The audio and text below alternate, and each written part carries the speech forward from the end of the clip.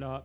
Hervé, on dit souvent que les images parlent plus que de longs discours. Quand même, quelques mots pour présenter le groupe en quelques dates clés, en quelques chiffres. Bien sûr. Bah, en tout cas, là, non, si je dois revenir aujourd'hui sur cette vidéo, c'est vrai que elle est très marquant en fait aujourd'hui de notre manière, en tout cas aujourd'hui, d'intervenir.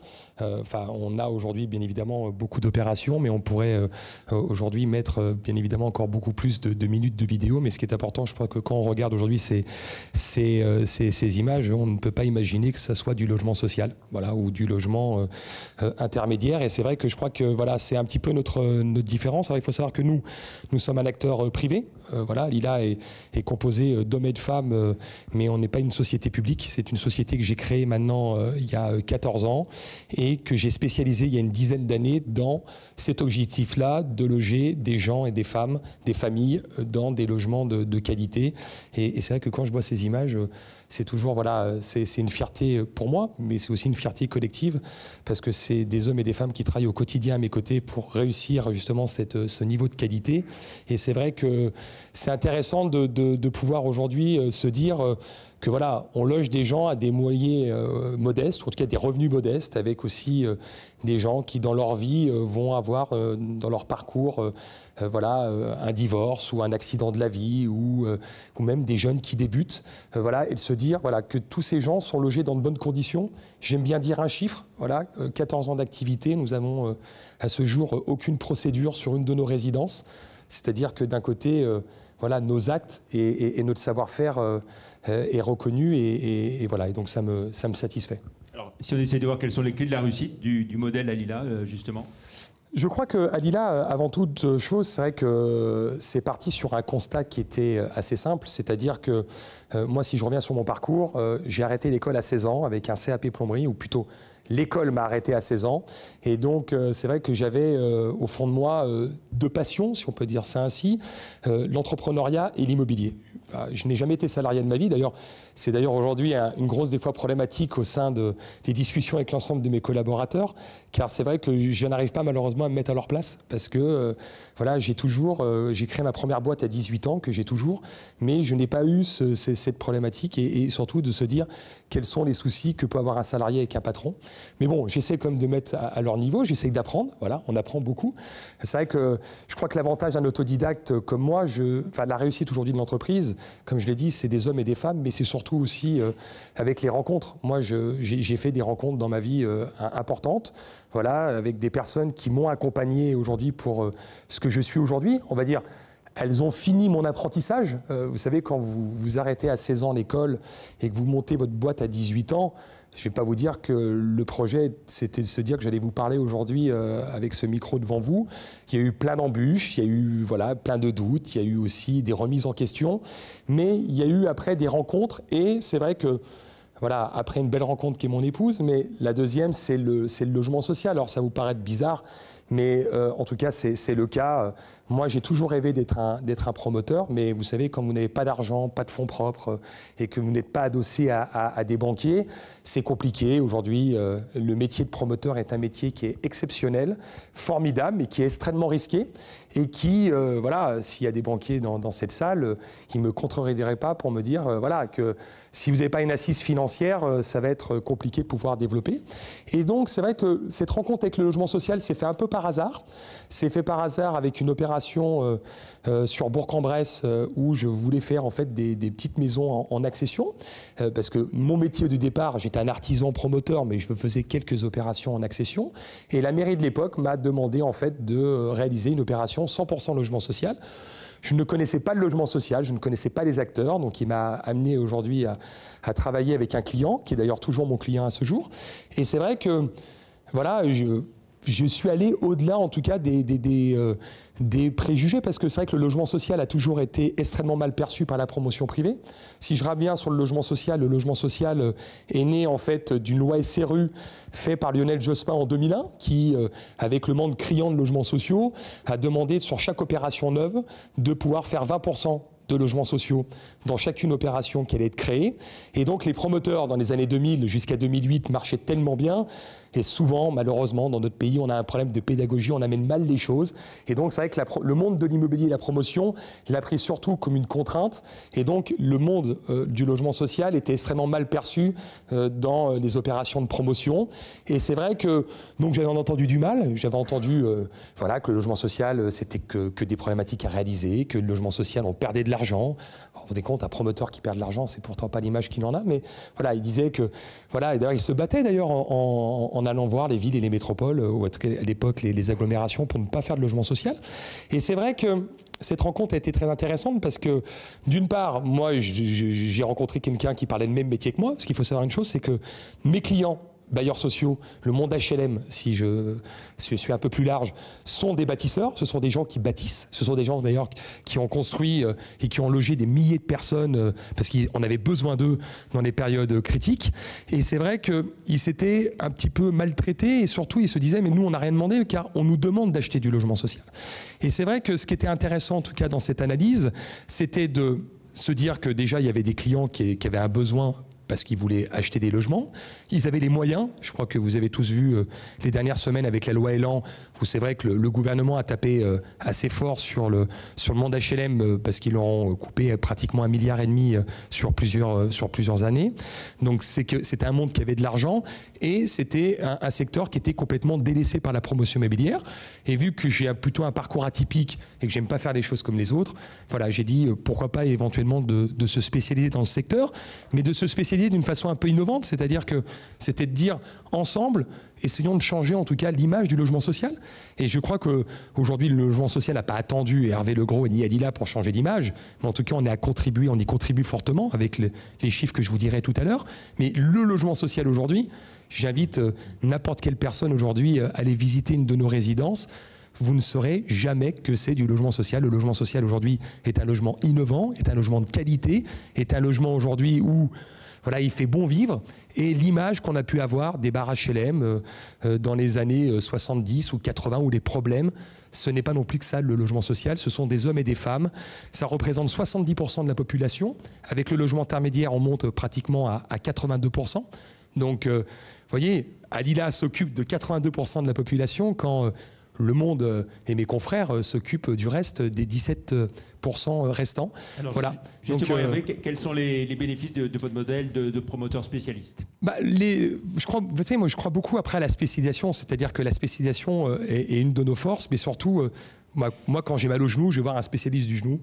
Quand j'ai mal à la tête, je vais voir un spécialiste de la tête. Et je crois qu'aujourd'hui, mais mon analyse à moi, ce qui fait la différence entre nous et le monde de l'immobilier aujourd'hui, c'est que ce sont des généralistes et que nous, on est spécialistes. Alors quand on dit ça, c'est-à-dire que nous, à Lila, on fait que dans le logement. Jamais on fera une opération de tertiaire, de bureau, on ne fera pas de commerce, on ne fera pas de terrain à bâtir. On est vraiment un acteur dans le logement exclusivement. Et puis après, on s'est spécialisé, j'ai spécialisé le groupe. Car ce qui était important et ce qu'il faut quand même avoir en tête, c'est que il y a plus de 2 millions de personnes qui attendent un logement social en France. Le dernier rapport Abbé Pierre, c'est 4 millions, un peu plus de 4 millions de mal logés. Et aujourd'hui, vous pouvez dire ce que vous voulez, mais il n'y a pas eu aujourd'hui une loi qui a résolu aujourd'hui ce problème du prix du logement. C'est vrai que la vraie problématique aujourd'hui qu'on a, on est dans une crise qui est profonde, on est dans une crise des prix, on est dans une crise aujourd'hui de logement. Et, quand je vous dis aujourd'hui qu'il y a des gens parce qu'il y a des mutations dans leur travail et qu'il y en a qui dorment dans leur voiture, c'est véridique parce qu'on a eu des clients de nos clients qui étaient là-dessus parce que malheureusement ils allaient aujourd'hui dans un secteur qui était compliqué aujourd'hui pour pouvoir accéder à un logement, il n'y avait pas de logement et donc malheureusement ils n'avaient pas d'autre choix que de dormir dans leur bagnole. Enfin, je veux dire, en 2018 c'est juste complètement fou. Mais surtout, c'est que la vraie problématique et la vraie spécialisation, pour revenir en tout cas à la question de Jean-Pierre, c'est ce qui fait notre force, car vous savez déjà de faire un métier correctement, c'est difficile. C'est pas à vous aujourd'hui que je vais notre tout corps aujourd'hui d'activité. Voilà, il faut aujourd'hui être perfectionniste. Il faut déjà comprendre aujourd'hui le modèle. Il faut comprendre aussi quels sont aujourd'hui les besoins aussi dans le logement social. Vous savez, quand vous construisez du logement social, vous construisez déjà pour des organismes qui vont gérer un immeuble pendant 40 à 50 ans. C'est-à-dire que dans les matériaux, dans la gestion, dans la finition, ils n'auront pas le budget que dire dans 10-15 ans, ils auront quelques milliers d'euros à pouvoir changer les toilettes ou rénover un sol qui est abîmé ou faire tout ça. Donc ça, c'est déjà aujourd'hui une problématique, en tout cas, à en tenir en compte. Et puis, après aussi, la catégorie des personnes qui y habitent. Aujourd'hui, comme je vous l'ai dit, c'est des revenus modestes. Et quand vous avez des revenus modestes, il faut savoir aujourd'hui les accompagner pour pouvoir aujourd'hui gagner quelques zéros dans leur charge de copropriété. Voilà. Donc, on est extrêmement innovant aujourd'hui dans la gestion avec nos clients de pouvoir faire des logements intelligents. Je prends l'exemple, on a un partenariat national avec une start-up qui on équipe l'ensemble de nos appartements de thermostats que quand aujourd'hui la famille part à 8h du matin, eh ben le chauffage se coupe et quand les gens reviennent à 17h30, trois quarts d'heure avant, le chauffage se remet en route. Mais de 8h du matin à 17h30, il n'y a personne, le logement n'est pas chauffé pour personne. Voilà, on gère aussi la problématique des charges, c'est-à-dire qu'on met beaucoup de photovoltaïque pour traiter de l'énergie et cette énergie est gardée dans nos immeubles pour réduire la facture d'électricité pour l'ascenseur, l'éclairage. Enfin, c'est des choses aussi qui mettent. Et puis après, socialement aussi, on est extrêmement innovant parce que ça vous paraît bizarre, mais en fait, voilà, il y avait un métier qui s'était perdu chez nos clients, c'était les gardiens d'immeubles. Vous savez, aujourd'hui, le grand drame de notre pays, c'est qu'il n'y a plus de communication. Vous savez, souvent, je prends l'exemple d'une famille de 4 personnes qui vont être à table et vous allez voir les 4 personnes avec leur smartphone qui vont discuter avec leur famille, leurs copains. Enfin, les gens ne se parlent plus. Et dans le logement, nous, ce qu'on essaie de créer, c'est de remettre aujourd'hui la discussion. Et donc, avec nos clients, on est aujourd'hui extrêmement attentifs à remettre un gardien d'immeuble ou de secteur pour pouvoir aujourd'hui créer du lien. Du lien, parce qu'aujourd'hui, il faut créer du lien entre les gens. Donc souvent, d'ailleurs, on crée des jardins partagés dans des résidences où on met une association, ce qui permet que le week-end, l'association vient le samedi, dimanche et vient tous ensemble, ils cultivent des radis, ils cultivent des salades, ils cultivent tout ça, mais ça vous paraît anodin, mais d'un côté, ça remet de la vie dans l'immeuble. Et puis après, je prends après beaucoup d'innovations, mais vous savez, après, on est aujourd'hui dans l'air du temps, le numérique, les colis. Voilà, il faut aussi réceptionner les colis. Alors, voilà. Votre modèle, il repose aussi sur des partenaires. Ouais. Et vous leur avez donné la parole. Je vous propose là aussi de découvrir en images ce que vos partenaires disent d'Alila.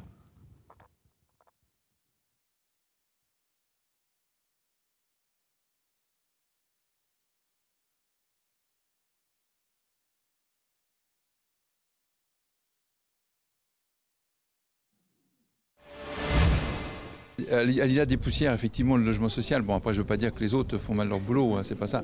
Mais chacun, je pense qu'aujourd'hui, prend la mesure de ses obligations. Et je pense qu'Alila est peut-être un petit peu au-dessus des autres. Et je pense que voilà, si tout le monde arrive à faire des belles choses comme ça, on arrivera à démystifier un petit peu le principe du logement social et à comprendre que voilà, le logement social est parfois même de meilleure qualité que le logement privatif. Et chaque fois qu'il y a une livraison de programmes pour Alia d'Habitat avec Alila, on trouve ce souci du détail, la qualité dans l'imagination, dans l'architecture. Donc oui, on est toujours bluffé et on trouve que pour nos futurs accédants ou locataires, ça va être un produit de très belle qualité.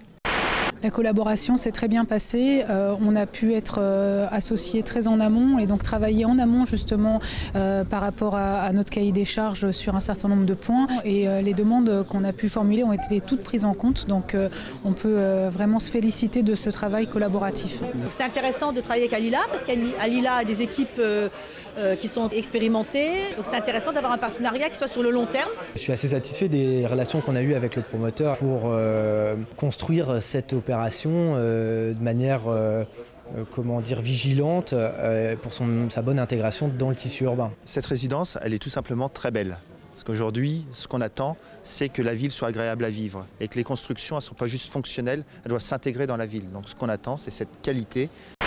Les promoteurs, Alila Location, sait faire des logements de qualité dans un bel environnement, à taille humaine, qui permet en fait d'avoir une véritable qualité de vie. Et d'ailleurs aujourd'hui, on ne fait plus la différence, on ne sait plus faire la différence entre des logements sociaux ou pas sociaux. Alila nous a fait la démonstration qu'il pouvait nous apporter, par sa compétence, par sa connaissance de la construction et de ce type de construction, qu'il pouvait nous apporter finalement quelque chose qui va s'inscrire dans un contexte de mixité sociale.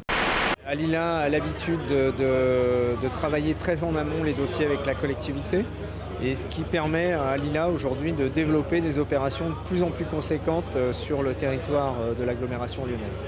Pour une première, c'est une réussite, à la fois par la qualité de réalisation, par l'intégration dans la ville, et aussi la possibilité d'offrir un parcours locatif de qualité à nos habitants, à nos concitoyens. Aujourd'hui, en effet, ils nous surprennent parce que nos clients évoluent et par conséquent, il faut qu'on puisse évoluer avec eux. Et Alila a pris en compte cette, entre guillemets, cette prospective et aujourd'hui s'adapte aux besoins de nos clients. Oui, ils arrivent toujours à nous bluffer. Je visite beaucoup de programmes de par mon métier et je suis toujours étonné par la qualité, le sens du détail et le sens du petit plus. Lila est aujourd'hui un constructeur de qualité. Le département et l'OPAC ont déjà travaillé avec lui de nombreuses fois. On a bâti des projets ensemble et des projets pour lesquels aujourd'hui on n'a jamais eu aucun souci. Ils arrivent à nous surprendre parce qu'ils sont capables de sortir des projets difficiles. En termes de constructeurs aujourd'hui, sur le plan départemental, métropolitain, voire national, Alila est une très belle structure sur laquelle on peut se reposer en toute confiance. Alors Hervé Legros, comment est-ce que vous avez réussi à tisser ce réseau de partenaires? Beaucoup de temps, beaucoup de patience, mais surtout un objectif clair, c'est-à-dire que la parole donnée et la parole faite, c'est-à-dire que à Lila, comme je vous ai dit tout à l'heure, 14 ans d'activité, pas de procédure. Et ça, pour moi, c'est très important. C'est-à-dire qu'on est extrêmement vigilant dans toute la chaîne, mais c'est surtout après avec des élus, des métropoles et des clients qui nous font confiance. C'est-à-dire que Alila, aujourd'hui, est une réussite collective, mais surtout une réussite pour le besoin d'eux. Nous, on se met au service, si vous voulez, de la population, mais aussi des élus, des collectivités, des métropoles et de nos clients, avec un objectif qui est clair, c'est de construire plus pour tous ces gens qui attendent un logement. Et c'est vrai que ces personnes, en tout cas aujourd'hui, qui nous accompagnent, c'est un travail de nombreuses années, c'est un travail aussi de concertation. Vous savez, moi, ce que j'aime bien dire, c'est le maire de Gargenville qui a parlé tout à l'heure, là, j'aime beaucoup parce qu'il ne voulait pas nous voir au début. C'est-à-dire qu'au début, faire une opération d'une trentaine de logements sociaux, non mais moi j'en veux pas, le logement social sur ma commune, ça va pas être possible, mes concitoyens, qu'est-ce qu'ils vont dire? Bon. Et puis après, on a réussi à travailler avec lui, on a su lui expliquer, on a su aujourd'hui avoir de la pédagogie avec notre client aussi. Donc on est allé en réunion avec lui pour lui dire, mais, vous savez, les 40 logements qui vont être construits vont correspondre à tel et tel type de population, et donc vous allez être ravis de pouvoir les loger. Et aujourd'hui, quand j'entends parler de ce maire-là, c'est voilà, on a gagné, mais on n'a pas gagné qu'Alila, c'est un travail collectif. Domaxis a gagné, nous on a gagné, la préfecture a gagné. Je veux dire, au bout d'un moment, à Lila, on est sur le terrain. Et quand on est sur le terrain, si vous voulez, on s'aperçoit que le logement social a une mauvaise image. Et pourtant, le logement social, c'est 70% de la population. Donc, si vous voulez, on se doit de marteler qu'est-ce que le logement social, à quelle destination, c'est pour qui, c'est pourquoi. Et c'est vrai qu'on passe beaucoup de temps, mais ce temps est intéressant parce que ce même maire de Gargenville, à ce jour, on a 2 autres opérations sur sa commune. Donc, c'est intéressant dans l'activité de pouvoir dire on passe du temps, mais d'à côté ça fonctionne, car quand même notre objectif à tous c'est de construire. Alors on a vu les partenaires avec lesquels vous travaillez qui sont exprimés, il y a aussi vos prestataires. Quel rôle jouent les prestataires avec lesquels vous travaillez? Vous savez, nos clients aujourd'hui sans eux on ne serait pas là. Nos clients ont compris une chose, c'est que Alila peut être un accélérateur de construction. C'est-à-dire que en aucun moment, des fois, on peut des fois nous opposer. La presse, des fois aussi, les journalistes m'opposent à mes clients en disant mais ils pointent du doigt les difficultés de mes clients pour dire mais vous êtes meilleur que vos clients. Non mais pas du tout. Enfin nous on n'est pas meilleur que nos clients, sauf que déjà on ne joue pas avec les mêmes règles. C'est-à-dire que nos clients sont soumis au code des marchés publics, voilà, avec malheureusement des temps qui sont compliqués pour eux pour pouvoir aujourd'hui réaliser une opération. Nous, on a l'avantage d'être un privé et avoir de l'agilité pour pouvoir aller plus vite. Et c'est vrai que quand aujourd'hui il y a une crise du logement, je peux vous assurer d'aller plus vite, c'est plus intéressant. Mais d'un côté, nos clients aujourd'hui ont aujourd'hui le sentiment que Alila leur permet d'atteindre leurs objectifs. Parce que, vous savez, la problématique aujourd'hui que vous avez avec la multitude, même après le changement de gouvernement, les objectifs sont là et sont très importants. Vous prenez une métropole comme Lyon, parce qu'on est à Lyon aujourd'hui, c'est 150 000 nouveaux habitants jusqu'à 2030. Donc ces 150 000 habitants, il va bien falloir les loger quelque part. Et aujourd'hui, si vous avez aujourd'hui des partenaires avec les élus, parce que bien évidemment vous ne construisez pas avec les élus. Aujourd'hui il y a des maires qui sont aujourd'hui ici à cette table, et c'est vrai que grâce à eux, aujourd'hui, on arrive aujourd'hui à pouvoir convaincre et à essayer de faire que le logement aujourd'hui n'est pas aujourd'hui une problématique, mais aujourd'hui une cause. Et je pense que, en tout cas, par notre modèle disruptif, parce que c'est vrai qu'on est allé sur un secteur, comme je l'ai dit tout à l'heure, que personne ne croyait. J'ai pris des coups, j'en prends toujours, mais en tout cas, regardez, je suis toujours debout. Voilà, mais ce qui est après la satisfaction, c'est du travail bien fait. Et tant que je suis critiqué sur moi-même, ma personne, ou éventuellement nos velléités de développement, ça ne me dérange pas. Le jour qu'on sera critiqué sur la qualité et sur le mauvais accompagnement, là, ça sera autre chose. Et vous arrivez à convaincre, y compris dans l'Ouest lyonnais, certains maires qui sont un peu bien sûr, on a une opération à Charbonnières. D'ailleurs, mes équipes travaillent d'arrache-main avec le maire, parce que, pareil, associations voilà, qui se sont montées, un collectif. Vous savez, protégeons l'Ouest lyonnais. Moi, j'ai aucun problème pour protéger l'Ouest lyonnais. J'habite l'Ouest lyonnais. Je trouve que l'Ouest lyonnais est très agréable. Mais l'Ouest lyonnais, vous avez des villes comme Charbonnières ou Tassin, ce font partie de la métropole. Et ce sont aujourd'hui des arrondissements aujourd'hui de Lyon. Parce que souvent, la bonne excuse pour ne pas en faire, c'est de nous dire qu'il n'y a pas la place. Mais il y a pas le foncier. Alors, après, ça peut être un débat qui est un peu... Alors, parce que là, je l'ai exprimé d'ailleurs dans la presse, parce qu'il y a le congrès des maires là, qui se tient d'ailleurs actuellement. La place, il y a la place. La problématique, c'est qu'aujourd'hui, je pense qu'on a une mauvaise urbanisation. Quand je dis une mauvaise urbanisation, c'est qu'aujourd'hui, c'est vrai qu'aujourd'hui, les élus ont raison de nous dire, mais on construit de plus en plus en verticalité, et donc si on construit de plus en plus loin, il faut des transports, des métros, des bus, et puis après, il y a les problèmes de voitures. Enfin, on ne va pas parler des gilets jaunes, mais en tout cas, aujourd'hui, la vraie problématique des voitures, elle est là, et le coût de ce que peut être aujourd'hui un plein d'essence. Et notre grand drame aujourd'hui, vous avez 98% des opérations qui sont faites dans notre pays chaque année où on est en sous-densification. Quand je parle en sous-densification, c'est-à-dire que vous avez un plan local d'urbanisme, je prends un exemple simple, on peut faire 100 logements, et la mairie va vous dire non, sur ce terrain-là, vous allez faire entre 50 et 60 logements. Et vous savez, ce que je dis souvent aux maires, surtout actuellement, on est en période préélectorale, c'est là où on a perdu le combat. Parce que si demain on arrivait à construire ces 40 logements, ça ferait des milliers de logements en plus. Et je ne veux pas dire du logement gratuit, mais une fois que vous avez le terrain, il suffit de monter 2 niveaux, c'est pas grave. Et moi, je dis aujourd'hui aux maires, et je dis surtout à mes équipes, qui aujourd'hui sont plus que moi sur le terrain, en tout cas avec les élus locaux, arrêtez de penser que les prochaines municipales de 2020, les maires bâtisseurs vont perdre. Parce qu'aujourd'hui, il y a une psychose de dire, maire qui bétonne, qui met des grues, ça va être un maire qui va être sanctionné. Moi, je dis une chose, monsieur le maire, vous avez faux. Vous êtes un maire qui va être sanctionné si aujourd'hui vous n'allez pas pouvoir répondre à vos concitoyens pour pouvoir leur donner un logement de qualité et de qualité sur votre commune. Et aujourd'hui, au contraire, ayez l'audace de construire, ayez l'audace de monter en hauteur. Bon, hier j'étais sur Paris et j'aime bien aussi prendre cet exemple, Haussmann. Enfin, aujourd'hui, Paris s'est fait avec une hauteur de R+7, R+8, R+10. Et je ne pense pas que ça choque quelqu'un, en tout cas dans cette salle. En tout cas, si ça le choque, je serais ravi de tout à l'heure pouvoir répondre et débattre avec lui quand il y aura les questions-réponses. Enfin, personne n'est justement pour vos concitoyens. Alors, pour parler des élus, justement, on va découvrir un maire heureux. C'est le maire de Saint-Genis-Laval pour l'inauguration d'une résidence. Et c'est pas un maire simple, le maire de Saint-Genis-Laval. Voilà, c'était au mois de mai dernier. Que je rends hommage à Roland Crémier. Résidence à Saint-Genis-Laval.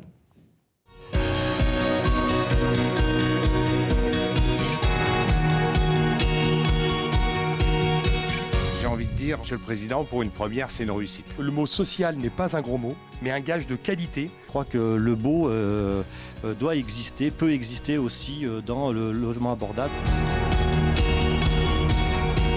Pour une première, c'est une réussite.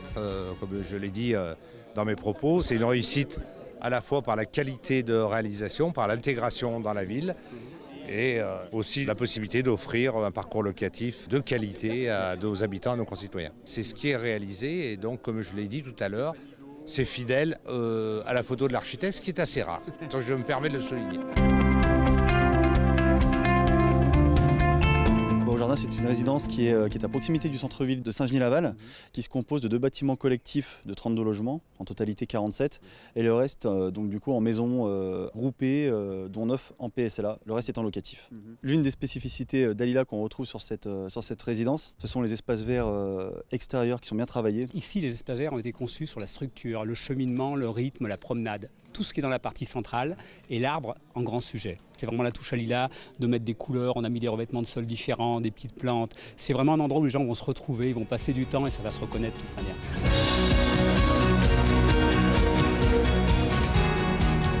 C'est un partenariat qui a plusieurs années maintenant et chaque fois qu'il y a une livraison de programmes pour Aliade Habitat avec Alila, on trouve ce souci du détail, la qualité dans l'imagination, dans l'architecture, dans la réalisation, le souci du détail dans l'aménagement, dans les matériaux choisis. Donc oui, on est toujours bluffé et on trouve que pour nos futurs accédants ou locataires, ça va être un produit de très belle qualité.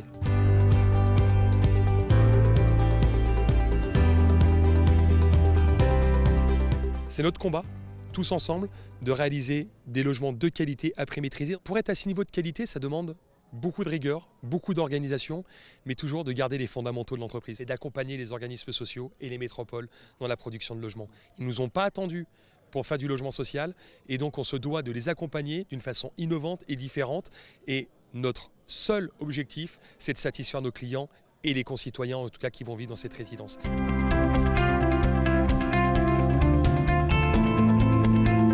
Honnêtement, on s'y sent très bien. L'agencement, c'est fait comme un petit village. De très bonne qualité aussi des matériaux, l'emplacement parfait, des espaces verts, bien entretenus en plus. Donc là, c'est le calme, les oiseaux le matin, voilà, c'est la tranquillité d'un village, c'est top.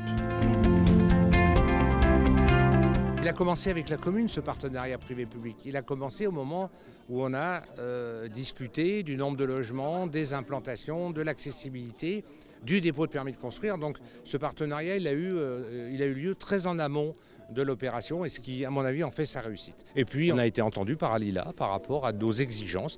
On avait une exigence de qualité dans une ville de qualité. Voilà, soyons un peu immodestes parfois, ça fait pas de mal.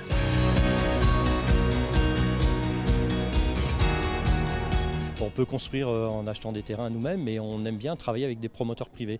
Et Alila fait partie des promoteurs avec lesquels on a du plaisir à travailler. On sait qu'il y a un partenariat aussi avec les collectivités locales. L'intelligence collective, c'est quand on peut ensemble produire cette offre-là. Donc nous la finançons, nous l'achetons et Alila la réalise et de belle manière. Alila, vous le savez, c'est 12 agences, c'est aujourd'hui 9 régions et indirectement, c'est d'avoir ce niveau de qualité et d'exigence sur l'ensemble du territoire. Chaque résidence est un combat pour nous car on doit satisfaire notre client. Ce qui est pour moi est extrêmement positif, c'est que les gens d'Action Logement qui sont là au niveau national repartiront avec une vision et une image positive du groupe Alila.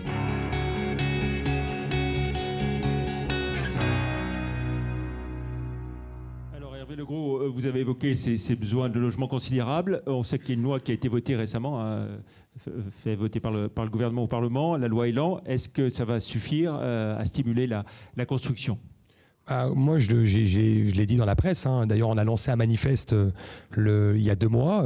J'étais d'ailleurs ravi qu'hier, un acteur de premier plan nous rejoigne en tout cas dans ce manifeste.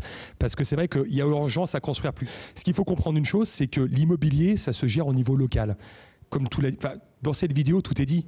Ce sont des élus, un élu déjà, quand vous allez faire une opération, il faut déjà qu'il soit convaincu. Et pour qu'il soit convaincu, il faut être convaincant. Et j'espère qu'en tout cas, nos arguments le sont. Mais surtout, ça a été de comprendre ces problématiques. Vous savez, sur cette opération, alors je parlais de densification tout à l'heure. Bon, on pouvait faire beaucoup plus. On aurait pu faire peut-être 60 ou 80 logements. Bon, la mairie a souhaité de faire une opération plus à taille humaine, pareil, qui s'intègre aujourd'hui dans un paysage urbain. On a travaillé aussi en concertation avec les riverains. On a travaillé aussi avec l'organisme social pour faire aujourd'hui une mixité totale. J'aime bien ce type d'opération car on a fait du locatif social, on a fait du logement intermédiaire et on a fait de l'accession. Voilà, c'est-à-dire qu'aujourd'hui, on ne peut pas mieux répondre aujourd'hui en termes de mixité. Mais pour revenir sur la question de la loi est là, il faut faire avec. Aujourd'hui, il y a un objectif qui est clair, qui est de construire plus et mieux. Mais si je dois revenir aujourd'hui sur le manifeste que j'ai mis en place il y a 2 mois et qui, je pense, est la vérité pour construire mieux, c'est tous ensemble qu'on va réussir à sortir par le haut les collectivités, les métropoles, les élus, les bailleurs sociaux, les professionnels aussi de l'immobilier, parce qu'aujourd'hui, on ne peut pas stigmatiser non plus le gouvernement en leur expliquant « votre loi n'est pas la bonne et aujourd'hui, les chiffres ne sont pas bons à cause de vous ». Aujourd'hui, les chiffres ne sont pas bons parce qu'aujourd'hui, on est dans une conjoncture où malheureusement, l'immobilier est trop cher, les gens ne peuvent plus acheter. Malheureusement, aujourd'hui, l'immobilier est sous perfusion. Moi, je critique beaucoup la loi Pinel parce que la loi Pinel, c'est produit de défiscalisation qui succède chaque année après année ou plusieurs années où chaque ministre qui vient met son nom sur cette loi coûte 15 milliards par an. Et aujourd'hui, pour faire quoi? Du logement qui ne sont pas à disposition des gens qui en ont besoin. On crée une bulle artificielle qui, malheureusement, aujourd'hui, est en train d'un peu se dégonfler. Et donc, il faut aujourd'hui avoir des acteurs de terrain comme nous qui n'ont pas peur de dire les choses. Hervé Legros, par exemple, quand on supprime le PTZ 0, prêt à taux zéro dans certaines zones, quand on supprime l'APL accession, est-ce que c'est une bonne chose? C'est pas que c'est une bonne chose, c'est qu'aujourd'hui, c'est contradictoire. Non, mais ça a été supprimé dans les zones qui ne sont pas tendues. Voilà, c'est-à-dire qu'aujourd'hui, il y a une vérité, il faut faire du logement dans les zones tendues. Pardonnez-moi, enfin, moi, aucun problème d'aller répondre aujourd'hui à faire des logements, mais aller faire des logements dans des secteurs où il n'y a pas la demande, ça ne sert à rien.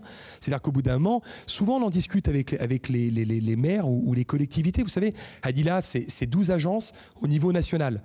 Donc, c'est-à-dire qu'aujourd'hui, je couvre pratiquement tout le national. Cette année, on a réservé 8500 logements. Si je réserve 8500 logements, c'est qu'on arrive à convaincre. Mais on fait 8500 logements, 90% de nos 8500 logements sont dans les métropoles où c'est tendu. Après, nous avons construire. Je sais faire des opérations dans l'Ain, dans des petites communes où on va faire 13 maisons. Le sujet n'est pas là. Sauf qu'aujourd'hui, la priorité de tous ces acteurs, en tout cas de l'ensemble de l'immobilier, c'est de construire dans des secteurs comme Lyon, Villeurbanne, dans toutes les communes de la métropole, où aujourd'hui l'immobilier atteint des prix qui sont indécents. Moi, j'aime dire 2 chiffres. Il y a 10 ans, on a connu une crise sans précédent, vous le savez, avec 2008. Le plus cher de l'immobilier, il y a une dizaine d'années, c'était la Confluent à peu près. On était aux environs de 4 000, 4 500 euros du mètre carré. 10 ans plus tard, les surfaces faisaient 63 mètres carrés. Aujourd'hui, elles en font 53. Et les surfaces et les prix... Je vous invite aujourd'hui à trouver un logement à 4 500 euros dans la métropole à acheter. Ça n'existe plus aujourd'hui. Nous attendions des prix de 5, 6, 7. Même, j'entends, même maintenant, du 9 000 euros à Lyon. Oui, bon, la Confluence, tout voilà, en haut. Là, bon, ben voilà. Alors, l'immeuble nouvelle. Peut-être après, il y aura une clientèle très ciblée sur quelques logements. Mais est-ce qu'aujourd'hui, on met 15 milliards par an pour créer du logement spéculatif et pour une population qui est minime, c'est-à-dire que les 17% qui sont restants, ou aujourd'hui on met à disposition de l'argent pour répondre à ces 83% de la population? Moi aujourd'hui, je crie haut et fort qu'il faut mettre de l'argent pour ces populations-là. Vous avez évoqué à plusieurs reprises le manifeste que vous avez lancé au moment du congrès du logement à HLM. Vous avez parlé de votre concurrent Nexity, pour ne pas le citer, qui lance aussi une grande campagne. Vous dites ça prouve qu'on est dans le vrai, ou ça vous titille qui reprennent votre belle idée? Non, mais vous savez, moi, déjà, Nexity aujourd'hui est le premier acteur. Je pense qu'il aurait pu prendre la parole avant. Voilà, c'est-à-dire que n'ayons pas peur des mots. Aujourd'hui, quand tu es le leader, il faut savoir monter la voix. Nous, on est le leader dans notre domaine, voilà, dans le logement social et intermédiaire. Je vous ai dit 8500 logements. Nous allons dépasser le cap des 10 000 l'année prochaine. Donc, on est le leader et on a pris, comme vous l'avez dit tout à l'heure pendant le congrès USH. Moi, je suis ravi que l'ensemble des acteurs qui me rejoignent dans le même combat. Le combat aujourd'hui, à tous, c'est de loger les familles et les gens. Et je crois que même les acteurs aujourd'hui nationaux, par aussi l'innovation qu'est Adila, parce que croyez bien que le petit promoteur lyonnais, il y a quelques années, qui aujourd'hui est l'acteur national, est bien évidemment scruté, et bien évidemment aujourd'hui écouté par l'ensemble des acteurs. On parle d'égal à égal. Vous savez, il n'y a pas qu'aujourd'hui Nexity, il y a aussi Bouygues, il y a Cogedim, et l'ensemble de ces acteurs ont compris une chose, c'est que l'immobilier va évoluer, et l'immobilier de base, qu'est-ce qu'est un logement? L'objectif numéro 1, c'est de loger les gens. Voilà. Et je crois que ce combat, on l'a tous ensemble, tant mieux s'ils nous rejoignent. Mais nous, aujourd'hui, on va continuer à marteler ce que je suis en train de vous dire. On va l'expliquer aux élus, aux collectivités, à l'ensemble, en tout cas aujourd'hui, de nos partenaires, parce qu'on a un objectif aujourd'hui, c'est de loger ces 2 millions de personnes qui attendent un logement social. Cette année, les chiffres ne vont pas être bons. On devrait être à 80 000 logements financés sur l'année 2018. Je vous laisse faire un calcul rapide, 2 millions moins 80 000 logements, ça fait pratiquement 25 années de production en attente. Donc aujourd'hui, on a beaucoup de travail dans les mois et les années à venir. Et donc on est prêt, en tout cas Adila est prêt pour y répondre à tout ça. Expliquez-nous comment vous vous financez. Est-ce que c'est auprès des banques par endettement classique? Est-ce que c'est en levant des fonds? Comment est-ce que vous fonctionnez? Alors nous, on est très clair. Aujourd'hui, Adila est une société avec beaucoup d'agilité et non plus pas une société cotée en bourse. Donc nous n'avons pas d'actionnaires à servir tous les ans. Donc on est une société à taille humaine avec un actionnariat où bien évidemment j'ai le plus gros du capital.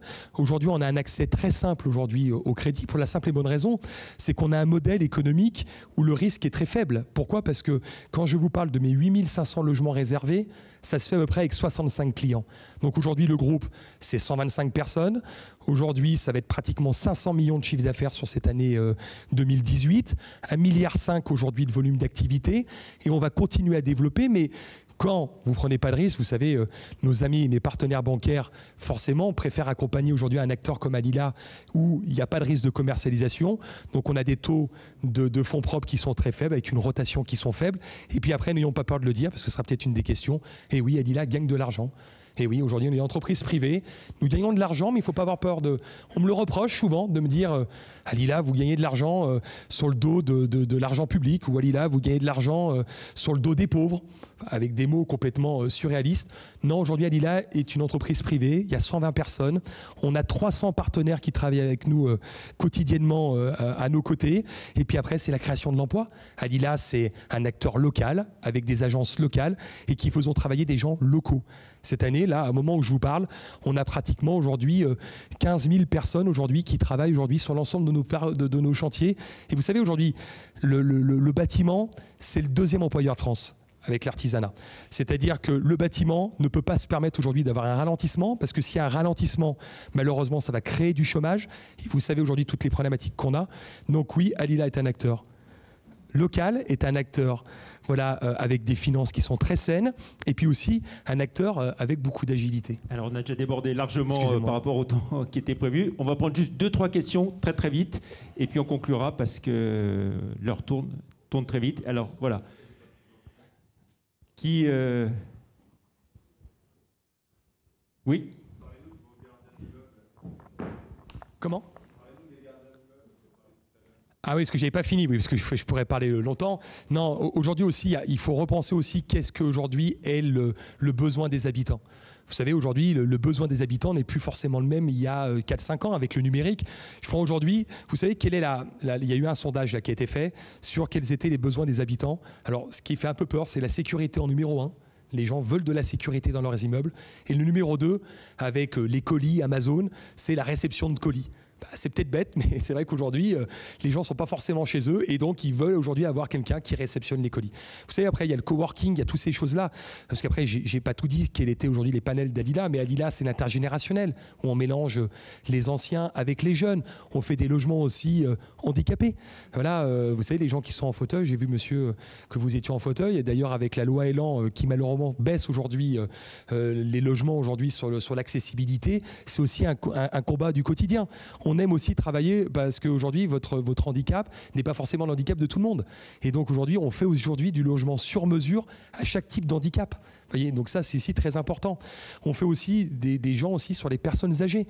Malheureusement, aujourd'hui, nos anciens sont de plus en plus nombreux et aujourd'hui, il n'y a pas assez de logements, des maisons de retraite pour les loger. Donc on fait du logement aujourd'hui social pour loger les anciens et pour faire après des logements adaptés à des prix qui sont aujourd'hui cohérent. Quand vous voyez aujourd'hui que les enfants sont obligés de vendre leurs biens, leur héritage pour pouvoir payer une maison de retraite, je pense que c'est pas normal.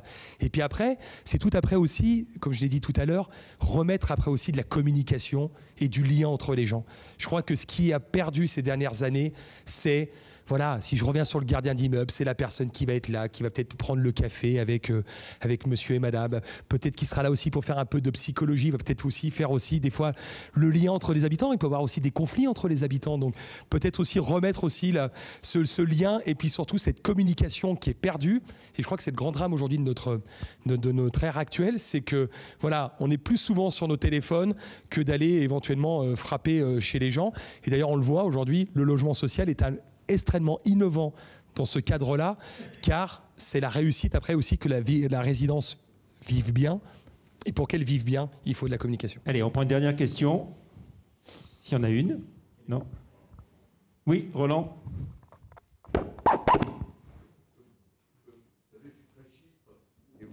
Vous dites qu'il y a 2 millions de personnes qui attendent un logement, mais c'est dans chaque logement, il y a 2,5 ou 3 personnes. Donc, est-ce que c'est 2 millions de logements qui manquent ou c'est 2 millions de personnes qui attendent un logement? Non, c'est vraiment aujourd'hui 2 millions de personnes qui attendent un logement social. Ça veut dire environ la moitié, un peu moins de la moitié. Et dans ces 2 millions, il y a des gens qui sont dans le logement social actuel, mais qui aujourd'hui ont un enfant, qui aujourd'hui veulent peut-être une chambre supplémentaire et qui malheureusement attendent. Vous savez, moi, j'aime bien prendre cet exemple. J'ai fait une inauguration là, sur Paris avec le vice-président en charge du logement, parce que la région Île-de-France gère le logement, ce qui est assez rare. Et on avait une famille qui, avec un enfant handicapé, ça faisait 3 ans qu'ils attendaient aujourd'hui un logement à rez-de-chaussée. Ils habitaient au 2e étage. Enfin, si vous voulez, là, vous êtes avec les élus, vous êtes même avec tout le monde, on est tous là. Quand la personne vous explique que la fille, l'enfant pouvait sortir qu'une fois par semaine parce qu'elle-même et son mari portaient les 2 étages, le fauteuil roulant, pour la mettre au rez-de-chaussée, enfin, si vous voulez, ça nous fait quand même réagir, de nous dire il y a quand même un problème quand même. Et le problème aujourd'hui, il est profond. Moi, j'ai pas peur de dire des choses ouvertement, quitte à prendre des coups, mais en tout cas aujourd'hui, c'est le constat aujourd'hui de l'immobilier qui a été généré et créé avec tous ces milliards qui ont été mis pour faire du mauvais immobilier avec ces lois de défiscalisation. Et au contraire, produisons du logement pour tous ces gens qui attendent. Et je peux vous assurer qu'aujourd'hui, peut-être dans cette salle, il y a des gens qui sont éligibles au logement social et qui ne le savent pas. Parce qu'ils ne savent pas aujourd'hui que le logement social, il y a des critères de revenus. Et vous savez, je crois que le logement PLS, c'est pratiquement 70 000 € de revenus, qui est quand même un salaire quand même aujourd'hui conséquent. Et même avec 70 000 € de revenus, vous pouvez aujourd'hui avoir un logement social. Mais on ne le dit pas parce que vu qu'il en manque, donc indirectement, on préfère laisser toute cette catégorie de gens aller dans le logement libre. Et c'est vrai que c'est quand même aujourd'hui une vraie problématique. Donc il manque. Donc, ce qui fait dire quand même que notre combat n'est pas fini, que voilà, les objectifs sont importants. Il va falloir bâtir plus. Et là, on a besoin des élus, des métropoles, de l'ensemble des acteurs pour pouvoir se dire qu'est-ce qu'on veut comme immobilier pour demain. Et voilà. Et j'espère en tout cas vous avoir expliqué au mieux possible avec mes mots et avec essayer de mettre un peu de pédagogie en expliquant voilà. Quel était aujourd'hui le vrai métier d'un promoteur citoyen, voilà, du logement pour tous. Et voilà, et moi je me considère comme cela, mais surtout je me considère de mettre à la cause d'eux.